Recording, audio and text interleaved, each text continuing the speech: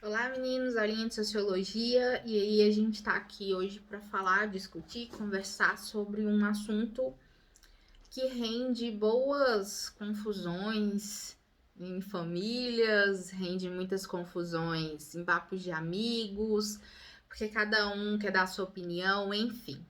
E aí hoje a gente vai se dedicar e entender um pouquinho mais sobre os estudos de gênero, né? Como funciona tudo isso dentro da sociologia. Primeiro a gente precisa entender o que são, né, na verdade, esse estudo de gêneros. Então a gente tem ali um campo totalmente interdisciplinar, que vai se voltar a uma grande pesquisa, né? Então, quando eu falo desse campo interdisciplinar, eu tô falando de filosofia, de história, de sociologia, de antropologia, eu tô falando de psicologia, eu tô falando de política, de ciência política, eu tô falando de tudo isso. Então, um campo muito amplo. Quando a gente estuda o gênero, né, observa os estudos de gênero, a gente está ligado várias ramificações científicas para observar tudo isso, tá? E o que eles vão objetivar, né? Qual é o grande objetivo do estudo de gênero? Eles vão começar a observar como essa formação social vai formar certas identidades sexuais de papel de gênero. Porque quando a gente observa alguém na rua e atribui a ela atos, né? Uma forma de agir feminina ou masculina. Como tudo isso ocorre? Além disso, vai observar as representações simbólicas, né? Que também são atribuídas ao feminino, ao masculino. Eles vão observar como acontece a relação social entre o feminino e entre o masculino, entre os gêneros sexuais, ok? Bom, o que é gênero, basicamente? A gente vai observar todas essas ciências humanas gerando um conceito que quer basicamente entender essas relações sociais que vão ser construídas por conta da cultura, culturalmente, tá? Então o gênero vai vir como um conceito dessas ciências humanas, tentando observar essas construções culturais, tendo a base essa diferenciação mesmo, essa desigualdade que acaba acontecendo entre homens e mulheres, ok? Entre o feminino e entre o masculino. Nada mais é do que uma ferramenta teórica, tá? Que vai usar, essa ferramenta vai ser utilizada para compreensão da sociedade e das culturas, ok?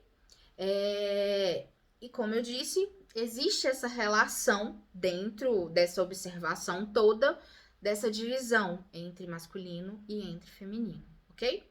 Então, se a gente começar a observar alguns comportamentos, né? E também as identidades de homens e de mulheres pelo mundo, até mesmo atualmente. Se a gente observar como uma mulher age em um determinado lugar e como uma mulher age a quilômetros de distância de lá, a gente vai ver que é bem diferente. E se isso mudar para não só atualmente, se a gente for observar historicamente, aí é que tem mudanças mesmo. Uma mulher aqui do Brasil age muito diferente de uma mulher que está lá nos Emirados Árabes. É diferente, é uma cultura diferente, é uma forma de agir diferente, é uma identidade diferente. Conseguem compreender? Então, a gente vai ter diversos processos sociais que vão formar essas identidades, ok? Vão formar essas subjetividades, porque cada mulher é única, cada homem é único em sua masculinidade. Nem todos precisam se observar seu corpo, entender seu corpo da mesma maneira, ok? E aí, a gente vai começar a relacionar tudo isso com algumas representações e exigências sociais que acontecem, ok? Do que é feminino e do que é masculino. como dizer que só quem usa rosa é menina e só quem usa azul é menino. Então, são algumas representações de identidade que eu tô citando aqui, tá? Então, a gente precisa observar de tudo isso que eu falei para vocês. Se existe tanta diferença entre fêmeas da mesma espécie, porque existe uma subjetividade muito grande, como que a gente vai dizer que somente a biologia determina comportamento, identidade, subjetividade? Como que a biologia vai determinar como uma pessoa vai reagir a uma determinada situação? Como?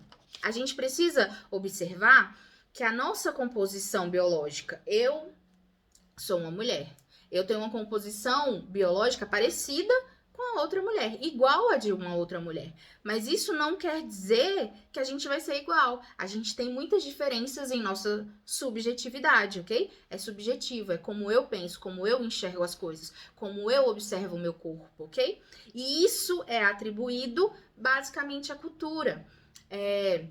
Já falei isso para vocês quando a gente estudou cultura, a gente estava até presencialmente. Eu falei para vocês, se vocês não tivessem nascido em Lusiânia, vocês seriam completamente diferentes. Se tivessem nascido em outro país, a cultura é completamente diferente. A forma das pessoas enxergarem o mundo, agirem, comportamentos, costumes, é tudo muito diferente de lugar para lugar, tá?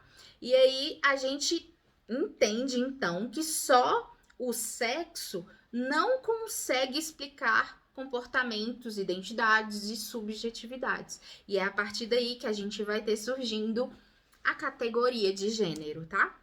Então a gente vai ter essas camadas culturais e dentro dessas camadas culturais a gente tem a formação de identidades e subjetividades e é isso que a gente atribui a gênero, tá?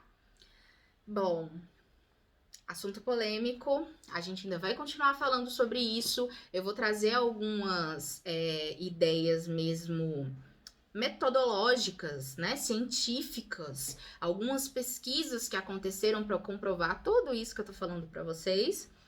Mas isso é um assunto para outras aulas, tá bom? Até mais.